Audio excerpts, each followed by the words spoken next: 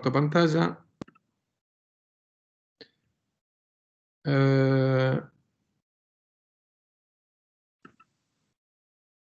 Y arrancamos. En realidad estábamos viendo formas de entender el progreso científico, formas de entender cómo funciona la ciencia. Hemos visto el inductivismo, estábamos viendo el falsacionismo, cuyo fundador había sido Karl Popper. Y cortamos, si mal no recuerdo, en esta transparencia, donde la idea quizá más importante hacia el final de la clase anterior fue que una teoría, según Popper, ¿no?, es más científica cuanto más falsable sea. Y habíamos visto que una teoría o un enunciado en general es más falsable cuanto más preciso sea. Habíamos comentado justamente como ejemplos de afirmaciones poco científicas las que son muy vagas, ¿no? Y justamente en eso les quería mostrar un par de ejemplos. No siempre, o sea, incluso grandes hombres, en muchos sentidos, han también escrito cosas ambiguas. Digamos, no es que la humanidad se divide entre los buenos y los malos, entre los serios y los chantas, o entre los científicos y los no científicos. Siempre hay, en toda persona siempre hay distintas facetas. Y esta aclaración previa lo hago porque el ejemplo que les doy es una persona muy ilustre, ¿no? Goethe.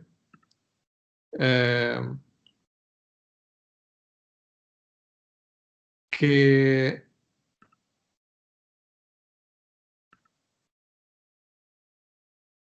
acá hay un ejemplo, digamos que lo desmerece un poco como científico, pero no significa que haya sido un chanta, ni mucho menos, ¿no?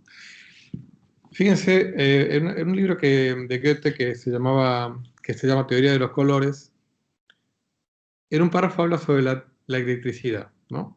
Fíjense lo que dice.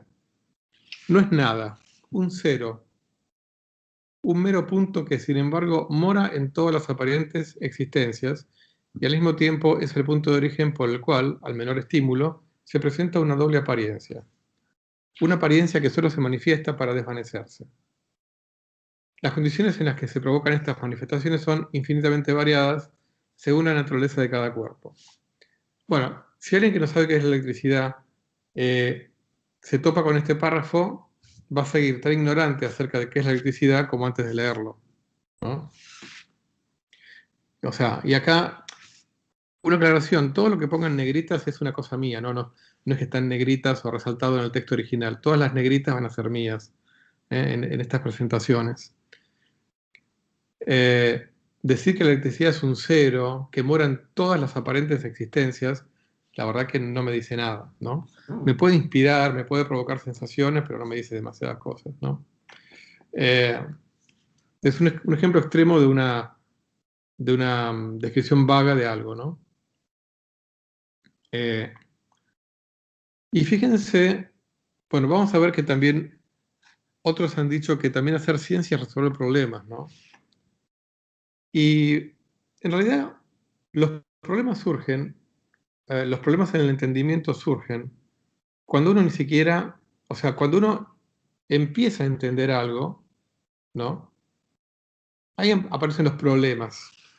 Porque cuando uno no entiende nada de nada, en todo caso los problemas que puede haber son problemas prácticos, porque uno no puede defenderse de un tigre, o uno no puede construirse, no sé, una choza, ¿no? O el problema de no entender nada de lo que me rodea. Pero lo que uno entiende, digamos, como problema epistemológico o problema de... exactamente, acá veo una acotación de Santiago.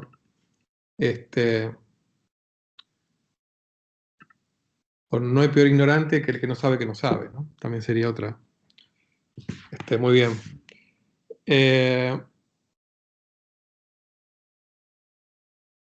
Los problemas científicamente bien entendidos surgen cuando hay alguna teoría. Cuando hay alguna preconcepción. Al fin y al cabo, toda preconcepción está cargada de algún tipo de teoría. aunque sea una teoría básica. Si no tengo ningún tipo de teoría, lo que hay es un montón de amontonamiento de hechos, ¿no?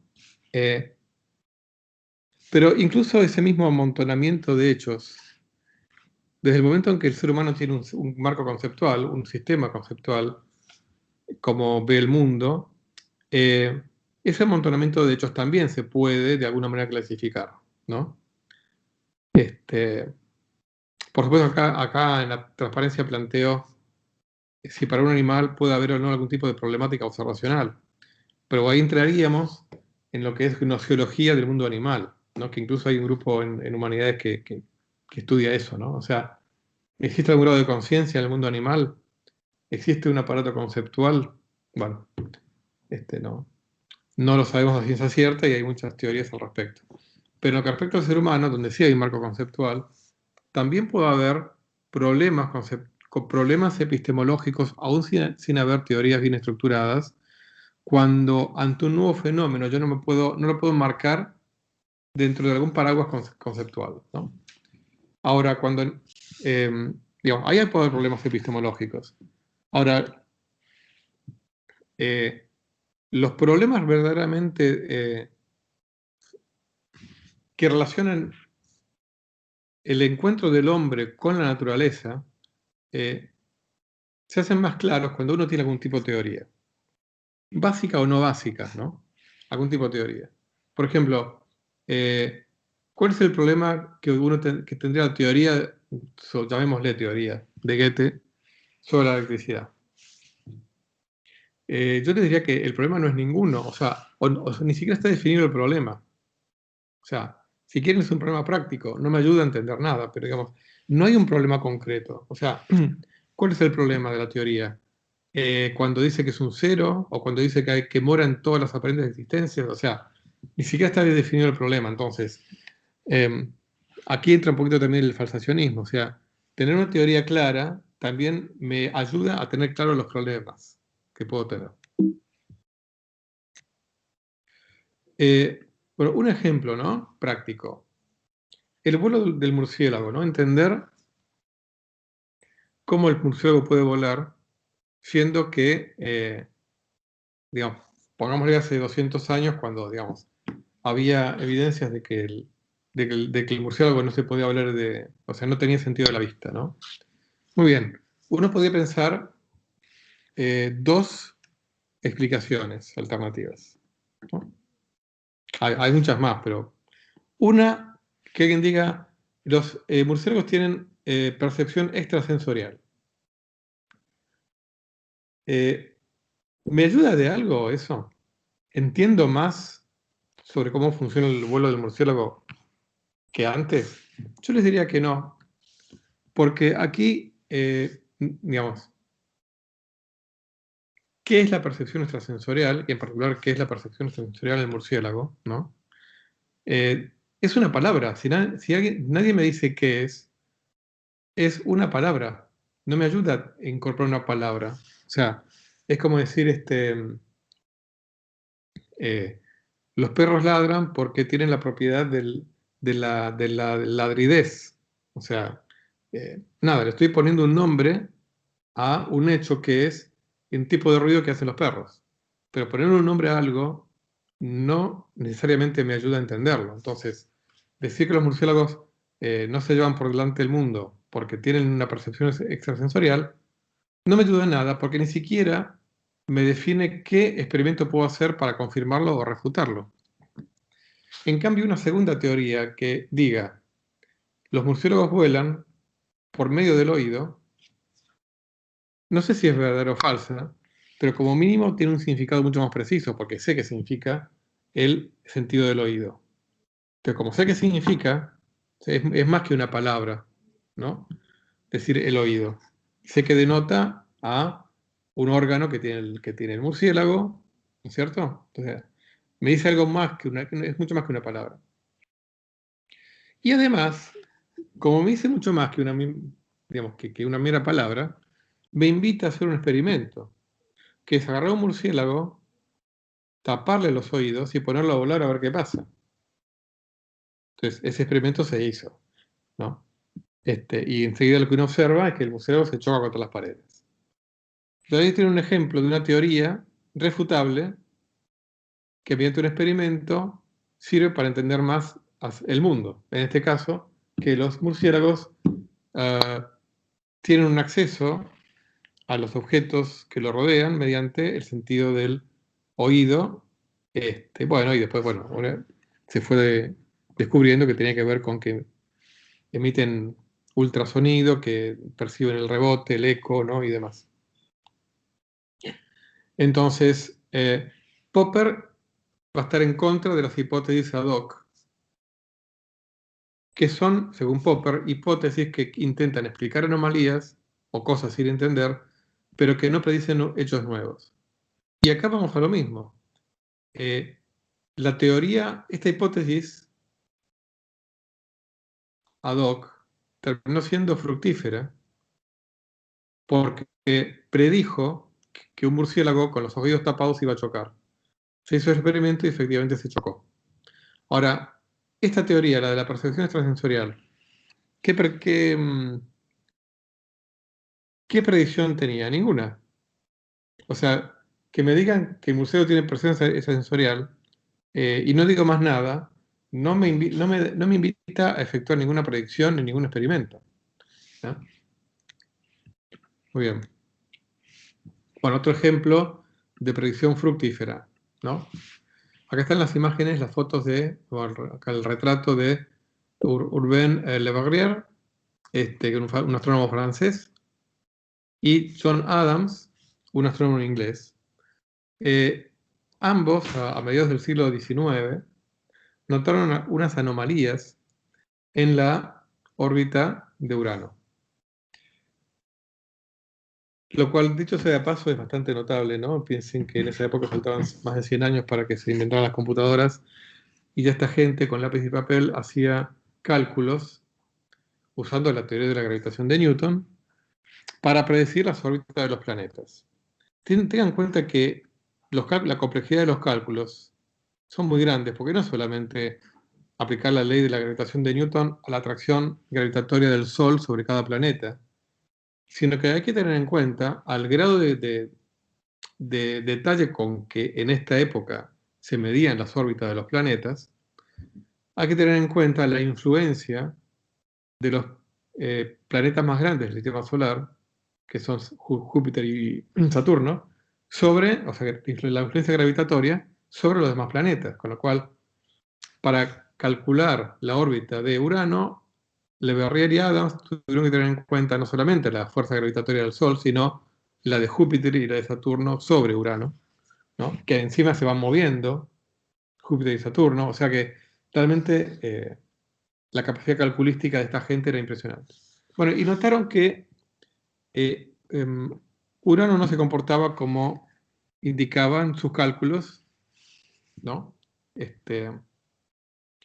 Entonces propusieron que si hubiera un octavo planeta, no descubierto hasta ese entonces, con cierta tal y tal órbita, se podría explicar esa anomalía.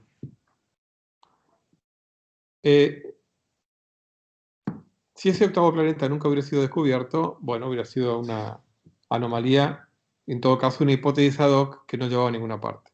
Evidentemente esta hipótesis, primero no era ad hoc porque tenía una predicción concreta, ¿no?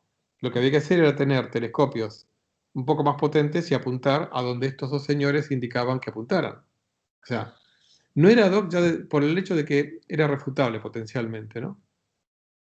Bueno, el astrónomo alemán Johann Galen, en 1846, descubrió el planeta Urano, perdón, el planeta Neptuno, ¿no? Que era en la posición que habían predicho estos dos señores. ¿Eh? O sea, este es un ejemplo de hipótesis para explicar una anomalía que llevó una predicción correcta. ¿Eh? Neptuno se descubrió teóricamente, o sea, se descubrió primero teóricamente y después observacionalmente. Es un hecho realmente muy notable de la historia de la ciencia, en este caso de la historia de la astronomía y de la mecánica celeste, que es la disciplina que estudia el movimiento de los planetas, en este caso lo del Sol. Un ejemplo contrario, una hipótesis ad hoc, no debido a Galileo, sino a los enemigos de Galileo. Galileo Galilei, científico italiano que vivió entre los siglos XVI y XVII, del cual vamos a hablar bastante más adelante,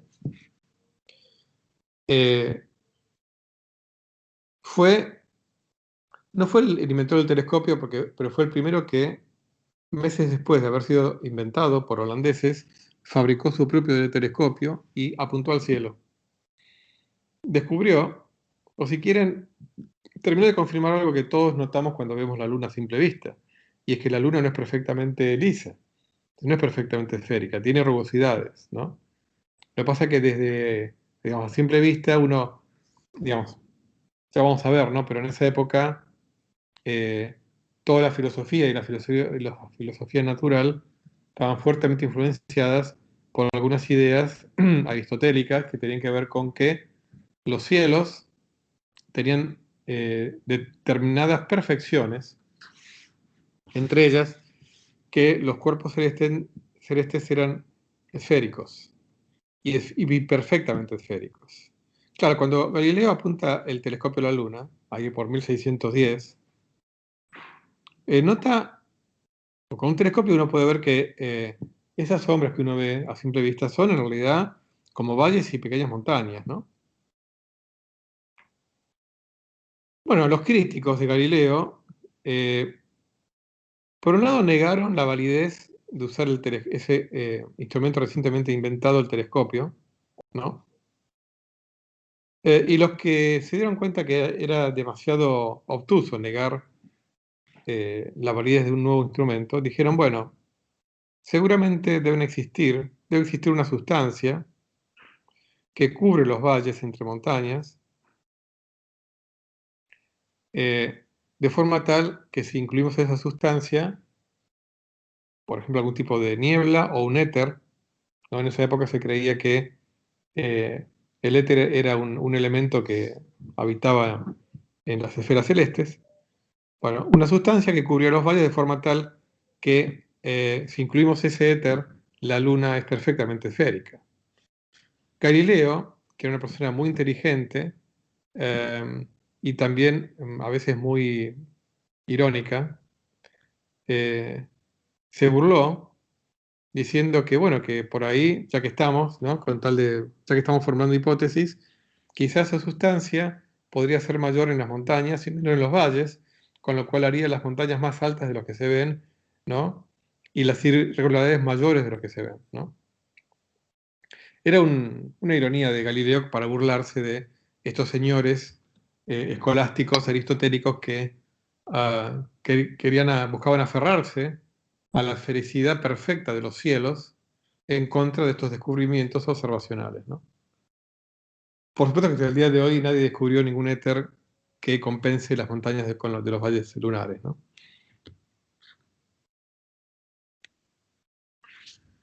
Eh, bueno, yo les comenté la clase pasada que el falsacionismo de Popper no es ingenuo, es sofisticado. O sea, hay muchas críticas a las cuales ha sido sometido Popper que no se les aplica. Es verdad que Popper a veces ha sido muy enérgico en defender el falsacionismo como método de progreso, y si uno se lo toma muy a pecho, parecería como que lo que más tiene validez en la ciencia es tirar abajo lo que hay, ¿no? O sea, él igual se ocupó de escribir este, que, que no están así, o sea, pero siempre defendió Popper eh, que la principal base del progreso de la ciencia es estar abierto a las críticas, el someter a las críticas las teorías, las observaciones, y justamente hablando de observaciones, Popper también dice que uno tiene que también someter a crítica los propios experimentos y los propios enunciados básicos, o sea, eh, digamos, si el aparato realmente funciona o mide lo que dice que mide, etc., ¿no? Hay una idea que es muy interesante, y es esta de, yo les dije que Popper dice que cuanto más precisa es una más científica es, y lo es porque es más falsable. Y sí, cuanto más preciso si yo digo mañana la temperatura máxima va a ser de 15 grados, más o menos 1 grado, bueno, tengo más chances de acertar, pero si acierto, digamos, está bien, va a ser interesante, pero no va a ser tan valioso como si viene un meteorólogo nuevo, con un método nuevo, y me dice que la máxima de mañana va a ser 15 grados y 8 décimas. Y resulta que mañana la máxima es efectivamente 15 grados 8 décimas. O sea, si acierta, va a llamar la atención de toda la comunidad de meteorólogos, ¿no? Entonces lo que dice Popper es, de la falsación de una hipótesis audaz, así como de la confirmación de una hipótesis prudente, se aprende poco, ¿no? Mientras que de la falsación de una hipótesis prudente, así como de la confirmación de una hipótesis audaz, se aprende mucho. Por ejemplo, si yo digo, mi teoría climatológica me dice que la temperatura máxima de mañana va a ser de 15 grados más menos 10. O sea que va a estar entre 5 y 25 grados la temperatura máxima de mañana. Y resulta que, o sea, que es una hipótesis poco audaz, digamos, ¿no? Y si mañana resulta que la máxima es de 1 grado o de 30, evidentemente voy a aprender mucho. O sea, es como que se eh, vibran, tiemblan los fundamentos de la climatología, la teoría moderna del clima, ¿no es cierto? O sea, entonces, falsar una hipótesis prudente trae consecuencias fuertes. Y la contrapartida, confirmar una hipótesis audaz también se aprende mucho. Si yo hago una hipótesis audaz, ¿no? Audaz en el sentido de que es muy clara, muy precisa y nadie se lo hubiera esperado. Y resulta que se cumple, wow, también implica una revolución importante, ¿no? Un poco esta cita del libro más famoso de Popper, La lógica de la investigación científica, un poco resumen también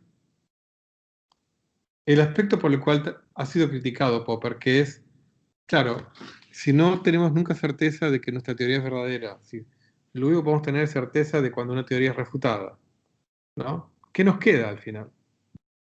Bueno, ¿qué dice Popper? La base científica de la ciencia objetiva no tiene, por consiguiente, nada de absoluto. La ciencia no descansa en una sólida roca. La estructura audaz de sus teorías se levanta, como si dijéramos, encima de un pantano. Es como un edificio construido sobre pilotes. Los pilotes son hincados desde arriba en el pantano, pero no en una base dada o natural. Y si no hincamos los pilotes más profundamente, no es porque hayamos alcanzado suelo firme. Simplemente paramos cuando nos satisface la firmeza de los pilotes, que es suficiente para soportar la estructura, al menos por el momento. O sea, esa es la visión que tiene Popper. Nuestras teorías científicas, incluso las más corroboradas, las más avanzadas, tienen pies de barro. Es un barro menos barroso que las teorías anteriores, las que ya fueron refutadas, pero sigue siendo barro. Sigue siendo un pantano, siguen siendo pilotes que están ahí flotando, inseguros, ¿no? O sea, es una descripción bastante, este, bastante frustrante, ¿no? De la ciencia, pero por otro lado, bueno, Popper también dijo que se lo comenté en la clase pasada, que él pensaba que nos íbamos acercando a la verdad. El tema que ni siquiera sabíamos cuán cerca estábamos, ¿no? Así, bueno, es un poquito resumen este, las ideas de Popper. Hay otro libro de Popper del año 63, se llama Conjeturas y Refutaciones, eh,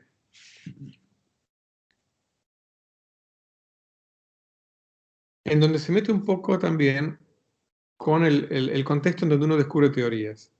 En ese sentido, Popper era, digamos, si quieren, de lo más libre, romántico, no metodológico que uno se le pueda ocurrir. Así como que para él, el método de progreso de la ciencia es el de poner a prueba e intentar falsear las teorías. A la hora de crear nuevas teorías, para Popper no hay método, no lo hay. directamente, ¿no? Es más, acá hay una cita que puse, la libre creación de nuestra propia mente. O sea, las nuevas teorías son libre creación de nuestra propia mente, el resultado de casi una intuición poética. O sea, compara la invención de nuevas teorías prácticamente con la creación de nuevas obras de arte, ¿no? La diferencia con una obra de arte que uno no una teoría, después hay que ponerla en el campo, ¿no? En la arena romana con los leones. O sea, hay que ponerla ahí, o sea, bueno, a veces con una obra de arte uno la pone ante los leones de los críticos de arte, pero bueno, es otro contexto. Eh,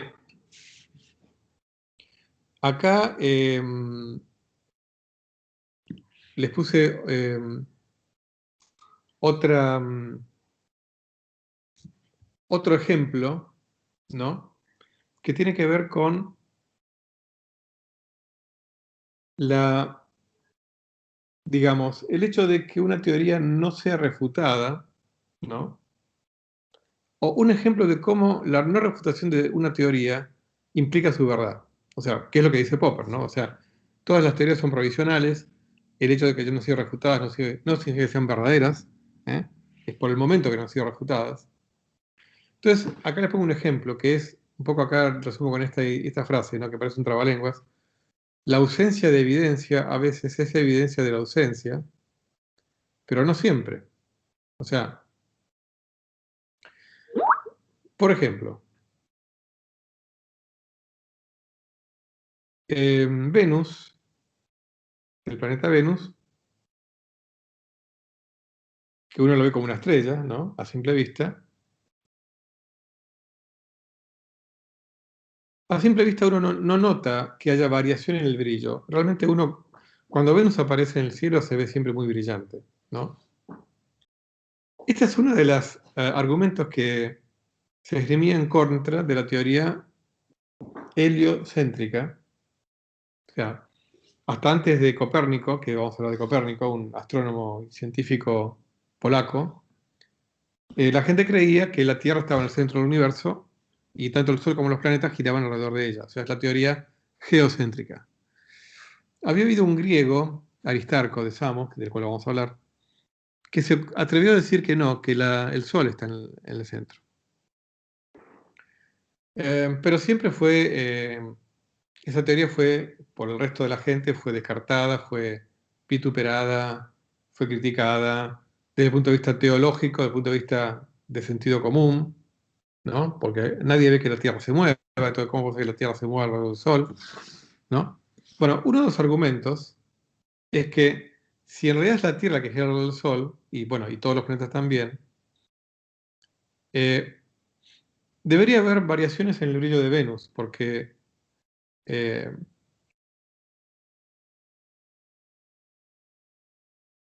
Venus, en la teoría heliocéntrica, a veces está más lejos que la Tierra, a veces está más cerca, pero sobre todo le pasa lo que le pasa a la Luna. Digamos, si uno hace un grafiquito, se da cuenta que hay épocas del año en donde Venus no ofrece toda su cara a la Tierra, sino que se ve alguna fase, ¿no? Tipo medio Venus, ¿no es cierto? Algo por el estilo, eh, como con la Luna. Sin embargo, uno a simple vista nunca ve que Venus brille menos o más. Entonces, esto es un ejemplo de ausencia de evidencia a favor de la teoría heliocéntrica.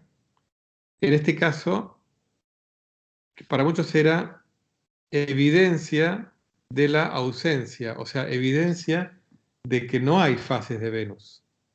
Sin embargo, bueno, y fue una de las cosas que se usó en contra de la teoría de Copérnico, ¿no? Siglo XVI, Copérnico, teoría heliocéntrica, o sea que los planetas y la Tierra giran alrededor del Sol. Cuando Galileo apunta el telescopio a Venus, descubre que Venus tiene fases como la Luna, con lo cual aparece la evidencia que antes estaba ausente. Y entonces los descubrimientos de Galileo eh, le dan un golpe de gracia a la teoría geocéntrica. O sea, aparece la evidencia de que Venus tiene fases, que es una evidencia de la teoría heliocéntrica, porque si Venus gira alrededor de la Tierra, no debería presentar fases, ¿no? Entonces, como les decía, acá hay algunas citas. Popper estaba en contra de que haya un método de descubrimiento. Por ejemplo, acá dice, el acto de concebir no me parece requerir un análisis lógico ni ser susceptible de él.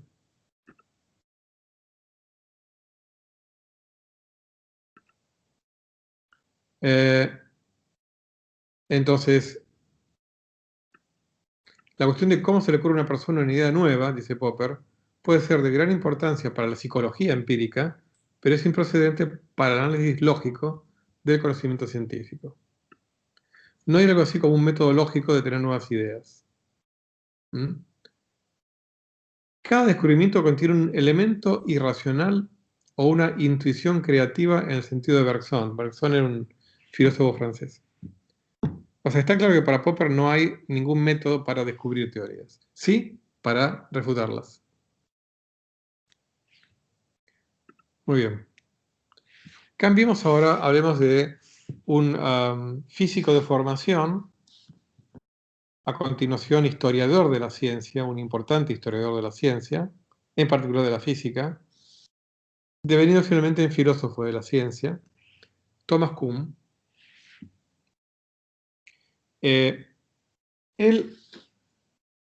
tenía una visión diferente a la de Popper sobre cómo progresa la ciencia. Él introdujo la noción de paradigma y él dijo que la ciencia progresa a través de revoluciones científicas en donde esos paradigmas se cambian. ¿Eh? Entre revolución y revolución, él decía que había épocas de ciencia normal, en donde dentro de ese paradigma la ciencia va progresando en cuanto a que se descubren nuevos campos de aplicación de las teorías existentes, o sea, que las teorías existentes se van aplicando a distintas situaciones, con lo cual se van desarrollando nuevos modelos para nuevas situaciones físicas, ¿no? Eso es la época de ciencia normal. Pero cada tanto hay revoluciones donde cambia todo, y el libro más importante de él, La estructura de las revoluciones científicas, es donde introduce esa idea. Él compara, bueno, él mismo reconoce que usa la palabra paradigma en varios sentidos. Paradigma como visión del mundo, paradigma como Gestalt. Gestalt es una palabra en psicología, una corriente psicológica, donde Gestalt tiene que ver con justamente eso, ¿no? La visión integral que tiene la persona del mundo, ¿no? Bueno, entre ustedes, los que estudian física o los que están haciendo el doctorado en algún tipo de ingeniería, saben de lo que hablo cuando hablo de entrenamiento científico. O sea, uno al final termina aprendiendo física resolviendo problemas de la práctica. Y los de filosofía van a terminar entendiendo más sobre estas cosas que yo les estoy hablando, la clase pasada y esta, cuando resuelvan la práctica 1. Lo mismo los de física y los de ingeniería. O sea, al final uno termina de aprender una teoría cuando la aplica. El famoso ejemplo así burlón, ¿no? de el caballo esférico sin roce, ¿no? O sea, en todo problema científico uno busca simplificar las cosas, porque si no es imposible de atacarlo el problema. Cuando uno aprende a aplicar, por ejemplo, la mecánica de Newton en física 1, resolviendo problemas, uno termina de entender lo que hay detrás de la teoría de Newton resolviendo los problemas. Si uno se contenta con leer las primeras 50 páginas del libro de Newton, de los principios matemáticos de la filosofía natural, en el fondo sigue sin entender la mitad de lo que leyó. O sea, entonces lo que dice Kuhn, que en realidad una teoría científica no es solamente la teoría en sí, la parte formal de la teoría, tanto la parte matemática, la parte semántica, ¿no? La parte de definiciones, etcétera, sino la práctica de esa teoría. O sea, la práctica de esa teoría, la aplicación de la teoría es parte de la teoría misma, donde práctica incluye los actos de la práctica, ¿no? O la praxis, en términos más filosóficos, ¿no? De filosofía política.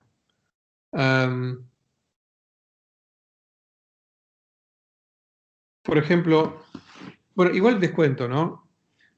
A mí en lo personal, Kuhn, lo que más me gusta de Kuhn es Kuhn como historiador de la, como historiador de la física y de la astronomía.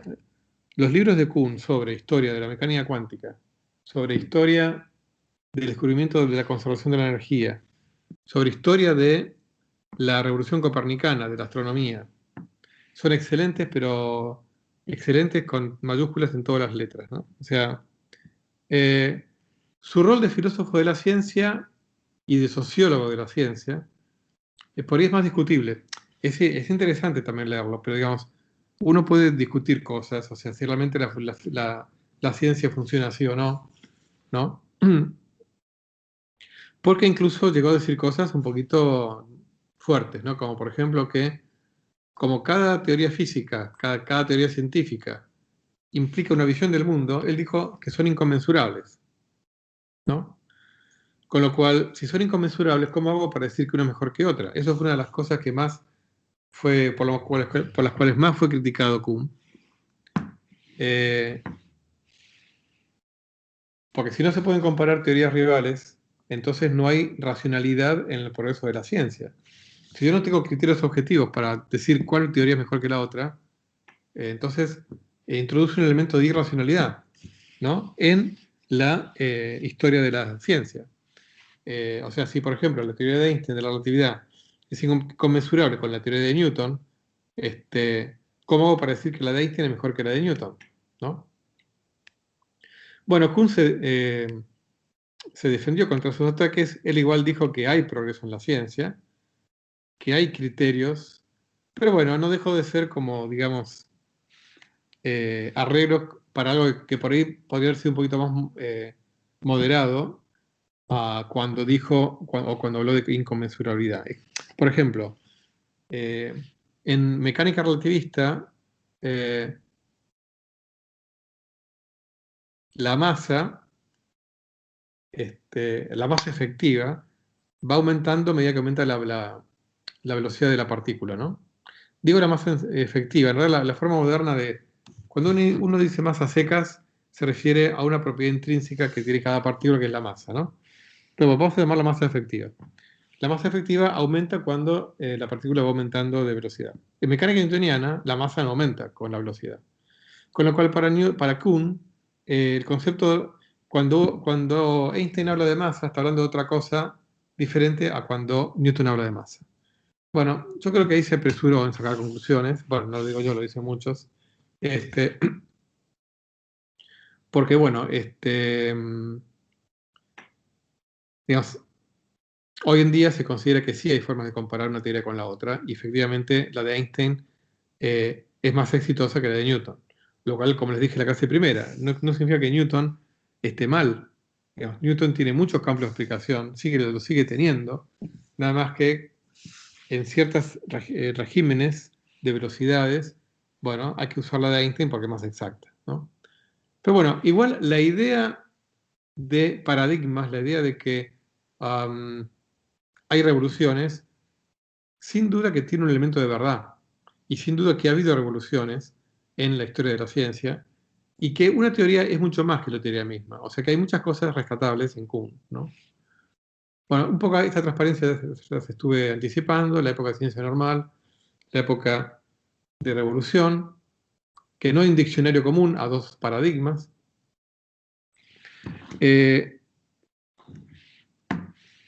Acá les puse un par de citas del libro, ¿no? La estructura de revoluciones científicas. Dice Kuhn, el conocimiento científico, como el lenguaje, es intrínsecamente la propiedad común de un grupo o no es nada. Para comprenderlo tendríamos que conocer las características especiales del grupo que lo cree y lo usa.